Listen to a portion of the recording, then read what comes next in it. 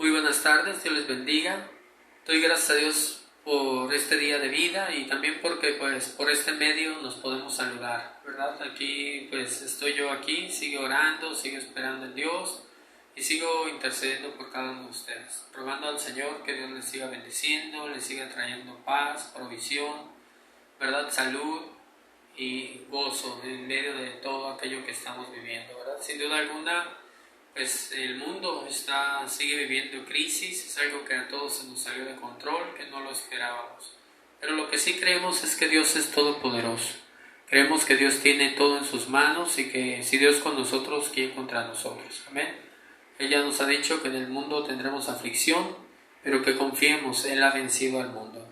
Amén. Así que por este medio les saludo y quiero que entremos a la palabra. Amén. Le pido que me acompañe a abrir su Biblia en Ruth capítulo 1. El libro de Ruth nos cuenta una historia, ¿verdad? Es una historia muy bonita que consta de 4 capítulos. En cuanto pueda usted en su devocional diaria, en su tiempo libre, ahora que tiene bastante, es una repasada por el libro de Ruth, ¿verdad? Está en el Antiguo Testamento y está después de los libros de Moisés, que es los primeros 5 libros de la Biblia, y luego sigue Jueces y luego sigue Ruth. Ahí en Ruth se encuentra el pasaje y la historia que quiero hoy leer.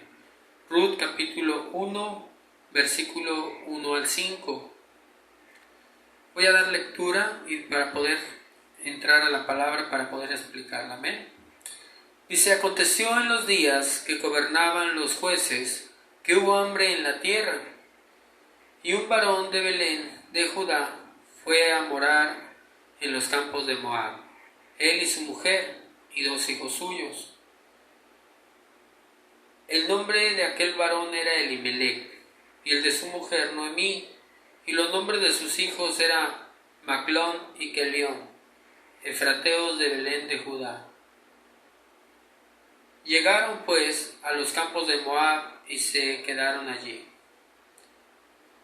Y murió Elimelech, marido de Noemí, y quedó ella con sus 2 hijos, los cuales tomaron para sí mujeres moabitas.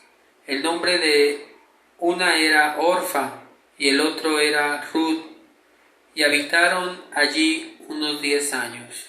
Y murieron también los 2 hijos de Noemí, Maclón y Kelión, quedando así la mujer desamparada de sus 2 hijos y de su marido. Vamos a orar, le invito a que me acompañe. Padre, en el nombre de Jesús, tu palabra dice que no es con espada, no es con ejército, sino con tu Santo Espíritu. Nos hemos reunido en tu nombre, Señor, y creemos que tú estás con nosotros todos los días hasta el fin del mundo, porque en ti hemos confiado, porque en ti estamos esperando, porque, Señor, estamos viviendo como tú estás marcando en tu palabra. Y dice que el justo resplandecerá y crecerá como una palmera. Así que gracias, Señor, porque a pesar de todo lo que estamos viviendo podemos ver tu mano. Glorifícate en este tiempo que voy a estar compartiendo tu palabra. Ministra a las mentes, a los corazones. Ven a quitar todo aquello que quiera venir a perturbar nuestras mentes, nuestros corazones, nuestras vidas en Cristo. Y ayúdanos a seguir creciendo en tu gracia, en tu conocimiento. Gracias por este momento, por esta oportunidad, por este privilegio, Señor, que tenemos los medios, tenemos el tiempo, tenemos el recurso y tenemos tu bendita palabra que es viva y es eficaz. Háblanos como solamente tú sabes hacerlo y a ti la gloria por siempre, Señor. Glorifícate. Amén. Amén. Damos gracias a Dios y hoy Dios me puso en mi corazón compartirles esta historia, la historia de esta familia, la familia de Noemí y de Ruth, ¿verdad? Y como les comentaba, el libro consta de 4 capítulos. Realmente me gustaría leérselos ahorita todos, pero creo que no es prudente. Creo que ahorita lo más conveniente es explicar a dónde quiero ir. Miren, esta historia, hermanos, nos narra la historia de esta circunstancia, de esta familia, nos habla de una crisis que estaban viviendo. Y creo que es muy apropiado porque estamos hablando de que estamos viviendo una crisis. Cuando se notificó que había crisis en China, en Wuhan, pues sí, un temor, hubo una preocupación, pero cuando empezó a expandirse al grado que ha estado llegando a muchas naciones y ha causado muchos daños, pues nos alarmamos más, ¿verdad? Entonces vino lo que se llama una crisis. ¿Qué es una crisis? Una crisis es algo que se nos sale de control. Teníamos un plan, teníamos una meta, teníamos sueños, teníamos una vida normal y de momento se desploma todo. Eso es una crisis.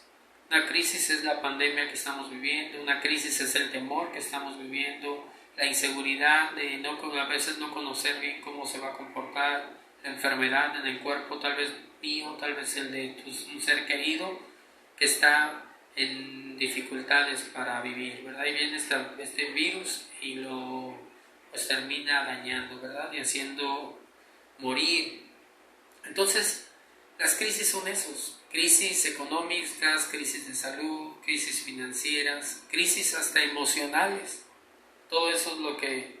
Pero una cosa de la que quiero hoy comentarles es que en toda crisis o vences la crisis o la crisis te vence a ti. Y esa es una decisión que solamente tú y yo podemos tomar ante la crisis. La crisis nadie la puede, ni nadie la crea, ni nadie puede hacerse a un lado y decir que no me toque a mí la crisis. Lo que sí puedes es tener una mente diferente, una mentalidad diferente ante la crisis y vencer la crisis. ¿A qué voy con todo esto? Que siempre hay que ver del lado positivo las cosas. ¿Por qué? Porque somos gente de Dios. ¿Por qué? Porque se ha mostrado en su palabra. Dios nos ha mostrado muchas veces y de muchas maneras que Él está con nosotros. Entonces, si yo estoy con Dios y Dios está conmigo, ¿quién contra mí? No quiere decir, no me malinterpreten, que voy a estar retando o tentando a Dios. Que digan, miren, yo sí tengo fe. Voy a ir como en lugares que han salido casos jóvenes, sobre todo que pues en ignorancia, en inmadurez, en rebeldía, han agarrado y han tomado cosas donde saben que hay, por ejemplo, en un metro salió una noticia allá en Perú, que un joven se grabó y dijo, miren para que vean que no me voy a contagiar, y estaba en un metro de ahí en Perú y sacó su lengua y agarraba y estaba lamiendo el fierro de donde toda la gente había pasado por ahí.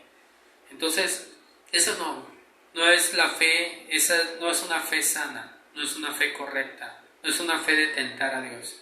Estamos en una fe de sujeción, estamos en una fe de obediencia, estamos en una fe de esperanza, sabiendo que estamos haciendo lo recto ante los ojos de Dios, sujetándonos a nuestras autoridades, tanto eclesiásticas como gubernamentales, y también sujetándonos a la voluntad de Dios, porque Dios permitió esto. Y si Dios lo permitió, todo tiene un propósito. Él quiere mostrarnos, quiere en todo caso ver cómo vamos a reaccionar. Ya se los he comentado en otras ocasiones. Entonces, o vences la crisis o la crisis te vence. Fíjense en esta familia.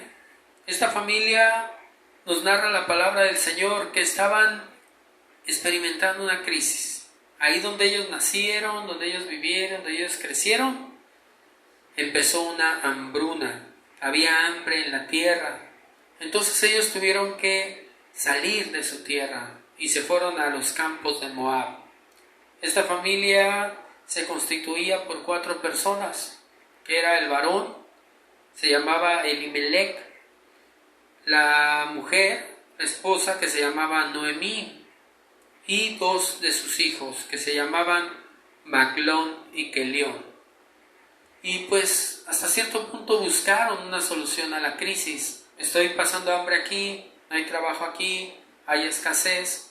Pues vamos a los campos de Moab, vamos a buscar un mejor futuro en otro lado, vamos a buscar empleo. Y fueron. Pero nunca se imaginaron que la crisis se iba a agravar. Porque a veces así son las cosas, a veces se salen de control las cosas. Y dice la palabra del Señor que murió el líder del hogar, es decir, el marido, Elimelech. Y ella se quedó, en el versículo 3 dice, con sus 2 hijos. Fíjense lo que empezó a vivir Noemí.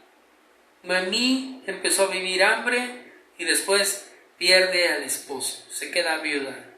Si ya era grave la situación, ahora sin el esposo se volvió más grave la situación. Y tenía que estar al pendiente y manteniendo a sus hijos. Y en el versículo 4 nos dice, los cuales tomaron para sí mujeres moabitas, el nombre de una era Orfa y el nombre de la otra era Ruth, y habitaron allí unos 10 años. Muere el esposo, crecen los hijos, no nos dice la palabra del Señor cómo le hizo Noemí para sustentarlos. Pero Noemí ya estaba viviendo una crisis, la crisis del duelo, la crisis de la escasez, la crisis de la muerte del marido. Pero bueno, los hijos crecieron, la esperanza era pues tal vez ya ellos creciendo pueden laborar y pues de alguna manera u otra sustentar. Pero resulta que el versículo 5 nos dice, y murieron también los dos hijos de Noemí, Maglón y Kelión, quedando así la mujer desamparada de sus dos hijos y de su marido. Fíjense lo que estaba viviendo esta mujer, de tener una crisis, la crisis se fue agravando y agravando y agravando, al grado de que no nada más quedó viuda, sino también perdió a sus dos hijos. Lo único que le quedaban eran sus dos nueras. Y en estos casos, hermanos, había lo que se llama en Israel costumbres, que si alguien moría, ¿verdad? Un pariente tenía que sucederlo. ¿Para qué? Para que no se perdiera esa tribu, ese linaje. Pero Noemí ya era mayor. Y Noemí habla con Orfa y habla con Ruth y les dice, miren, creo que es tiempo de que tomemos caminos diferentes. Estamos en una crisis, ustedes están jóvenes, mis hijos han muerto, yo ya soy mayor, no tengo marido, voy a tener que regresar a mi tierra, voy a regresar a Israel porque me han dicho que Dios ha visitado a su pueblo, que Dios está mandando bendición allá, yo quiero ir a recibir esa bendición. Hagan su vida, regrésense a su pueblo, regrésense a sus dioses, regrésense a sus costumbres. Y Orfa decide regresar a Moab, a sus costumbres. Pero Ruth no. Ruth decide seguir a su suegra Noemí. Y hermanos, es algo maravilloso esto, porque una vez que ella decide, emprenden el camino. El versículo 19 nos narra algo también interesante. Dice, anduvieron pues ellas dos hasta que llegaron a Belén. Y aconteció que habiendo entrado en Belén, toda la ciudad se conmovió por causa de ellas, y decían, ¿no es esta Noemí? Y ella les respondió, no me llaméis Noemí, sino llamadme Mara, porque en gran amargura me ha puesto el Todopoderoso. Yo me fui llena, pero Jehová me ha vuelto con las manos vacías.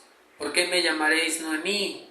Ya que Jehová ha dado testimonio contra mí, y el Todopoderoso me ha afligido. Así volvió Noemí y Ruth, la moabita, su nuera, con ella. Volvió de los campos de Moab, y llegaron a Belén al comienzo de la siega de la cebada. Por esta conversación que tiene Noemí con sus vecinos, con las personas que están ahí, hermanos, nos muestra que había en el corazón de Noemí. Israel tenía una costumbre, como miraban al niño, le ponían el nombre, según la circunstancia. Tenía algo que les marcaba. No era tanto cómo se llamara el nombre o cómo se oía, sino era una característica especial de cada niño. Y a Noemí se le había puesto Noemí, que significaba alegría, que significaba el gozo del Señor. Entonces, Noemí estaba viviendo una crisis emocional muy fuerte. ¿Por qué?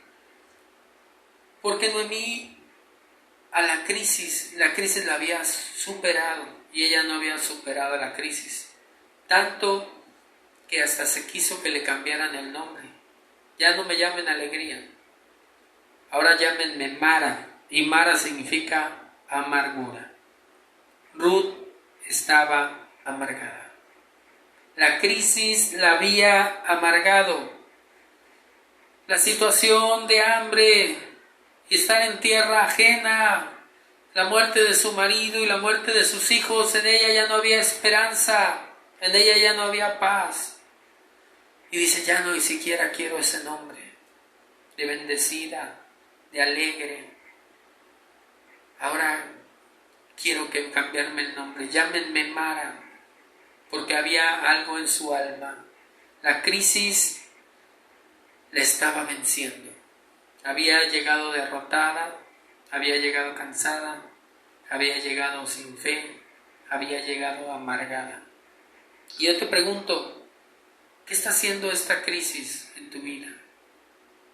¿Qué está haciendo y cómo estás tomando esta crisis mundial, este confinamiento, esta crisis económica? ¿Cómo la estás tomando? Porque como tú la tomes, es como vas a actuar, y va a ser como vas a pensar, y va a ser como vas a vencer o hundirte. Ruth, desgraciadamente en el capítulo 2 se hundió, venía hundida en la amargura.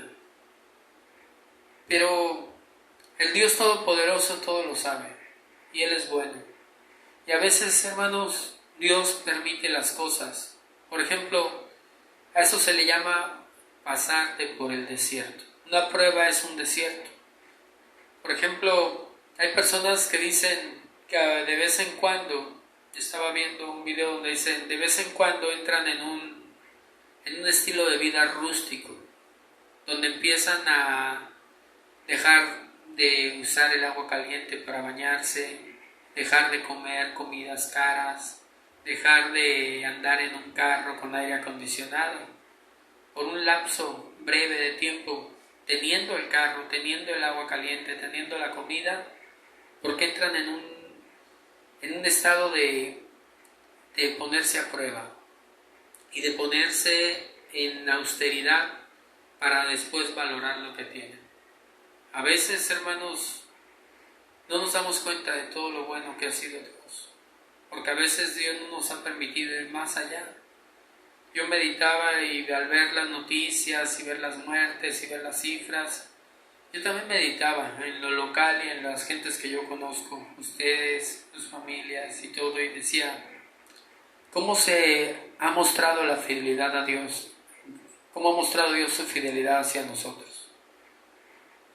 Hasta ahorita, gracias a Dios, hay salud. Hasta ahorita, gracias a Dios, no ha habido ni un muerto.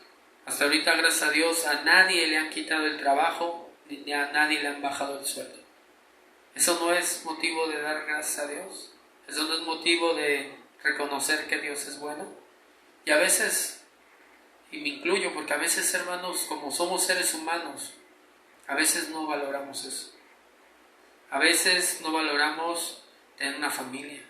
A veces no valoramos tener un auto, sea como sea. A veces no valoramos tener una casa, un lugar donde estar. Y eso es muy delicado. Porque, hermanos, eso habla de un egocentrismo. Y eso habla de que no valoramos lo que Dios nos da. Ruth ya lo había perdido todo. Ruth estaba triste y Ruth estaba amargada. Lo más peligroso en esta crisis es que te afecte, que dañe tu corazón. Y hablo en cuanto a las emociones, que haya amargura, que haya rencor, que haya resentimiento. Y así se encontraba Noemí. Ya no me llamen Noemí, llámame Mara. Pero, hermanos, gracias a Dios que Noemí reacciona. Y Noemí, hermanos, Dios tenía planes de bien para Noemí y tenía planes de bien para Ruth. Ahí es donde se aplica la palabra, hermanos, donde dice, los que confían en el Señor tendrán nuevas fuerzas. Los que dicen, para los que aman a Dios todo obra para bien. A veces, así como Dios también nos permite las pruebas y es como un desierto que nos, hasta cierto punto, perdemos ciertas cosas, también después viene la bendición, cuando nos mantenemos firmes y fieles al Señor. En el capítulo 2 no se esperaban esto. Dice el capítulo 2, versículo 1, tenía Noemí un pariente de su marido, hombre rico de la familia de Elimelec, el cual se llamaba Booz. Cuando ella regresó a Belén, ella ni se acordaba quiénes eran los parientes de su esposo. Ella no se acordaba de eso, pero Dios sí se acordaba. Y Dios preparó todo al grado de que Ruth, la moabita, se va a buscar empleo, trabajo. Como eran campos, estaba lo de la siega de la cebada. Y estaban recogiendo la cebada. Y había una ley que si alguien era pobre, le dejaban un espacio de cierta cantidad de cosas para que también de ahí agarraran y se alimentaran. Y entonces la ve Booz. Y la ve Booz, así se llamaba el pariente del marido de Noemí, de Elimelec, Booz. Y empieza a preguntar por ella. No la he visto aquí en el pueblo, ¿quién es? Y dice, ella es la nuera de Noemí, la esposa de tu pariente que murió en Elimelec. Y entonces haya gracia ante Booz, que era rico. Y posteriormente, cuando usted sigue leyendo, se entera Noemí que Booz era su pariente por parte de su esposo y que según la tradición, él podía redimirla, se le llamaba redimir, es decir, casarse con ella, si él así lo quería. Y entonces pasan varias cosas al grado de que llegan al acuerdo de que los dos van a unir sus vidas. Y hermanos, unen sus vidas y tienen un bebé, el cual se llamó, el versículo fue Obed. Y Obed, hermanos, engendró a Isaí, y Isaí engendró a David, el rey David.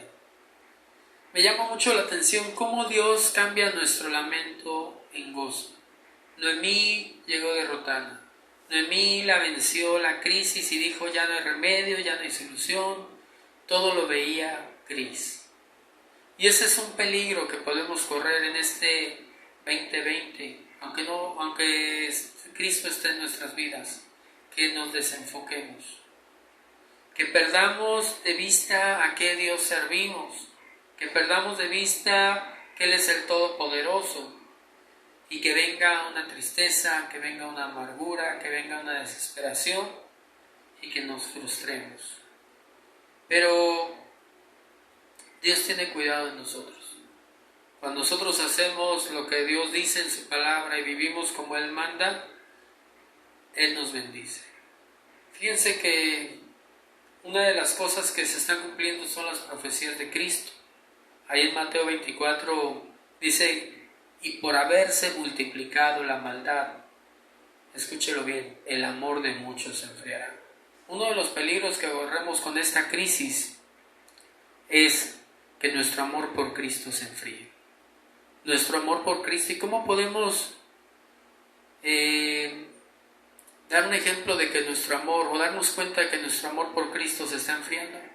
Cuando dejamos de honrar, cuando dejamos de sujetarnos a su señorío, cuando ya no nos importa lo que Él dice, lo que Él enseña a través de sus siervos, los pastores. Ahí es cuando empezamos a menospreciar a Cristo, cuando empezamos a enfriarnos. El amor por Cristo se enfriará, nos ha dicho, el amor de muchos. Y ese es un peligro que corremos en esta crisis, que empecemos a amar más al mundo, que empecemos a descuidarnos espiritualmente. Y dice, y por haberse multiplicado la maldad, el amor de muchos se enfriará.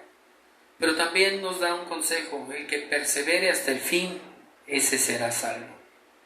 Entonces, tenemos una lucha, sí, tenemos que subsistir, sí, pero sobre todo tenemos que perseverar en la fe, porque el que persevere hasta el fin, ese será salvo. Y eso habla de mantenernos fieles en todo. Que la crisis no nos cambie, que la crisis no nos amargue, que la crisis no nos corrompa, que la crisis no haga que nuestra fe mengue, ni nuestra fidelidad, ni nuestra consagración, sino todo lo contrario, que nuestro oído se afine más a la voz de Dios, que estos labios le alaben más, que estas manos le sirvan más, que estas rodillas se doblen más. Eso se llama consagrarnos. ¿Por qué?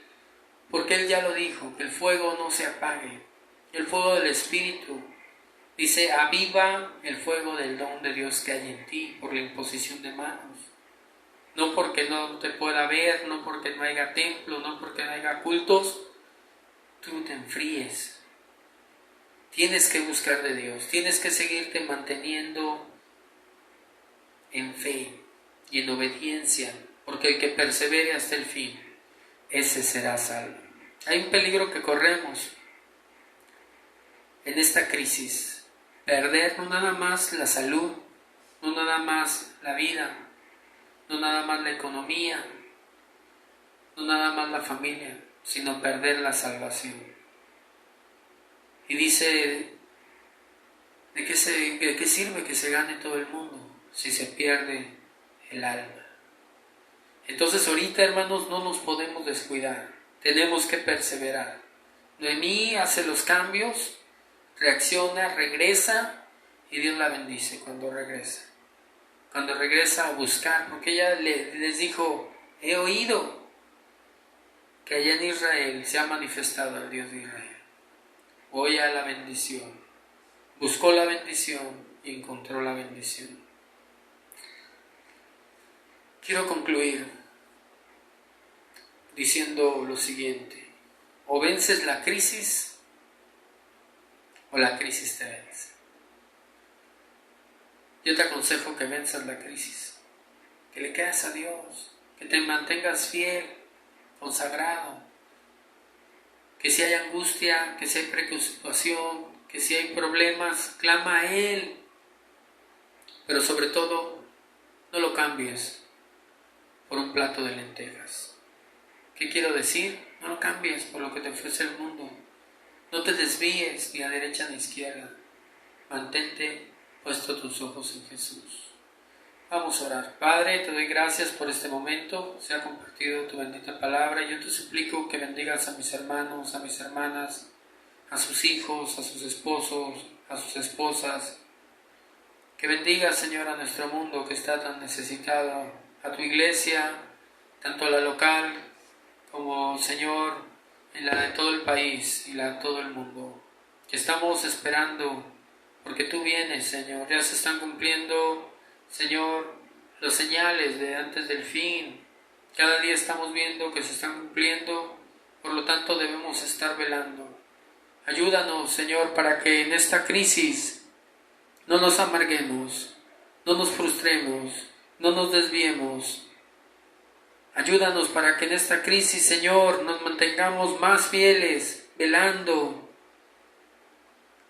Ayúdanos, Señor, para que en esta crisis no se apague nuestro amor por ti.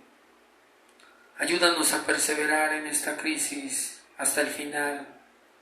Porque, Señor, queremos que cuando tú vengas, Señor, estemos preparados. Porque será tu venida cuando nadie se lo espere, en un abrir y cerrar de ojos. Y como dice aquel canto, el que no se prepare aquí se va a quedar. Yo no me quiero quedar, yo quiero estar preparado. Ayúdanos a estar preparados, Señor, en el nombre de Jesús, por encima de todo, por encima de la crisis, por encima de todo, Señor, te queremos ser fieles.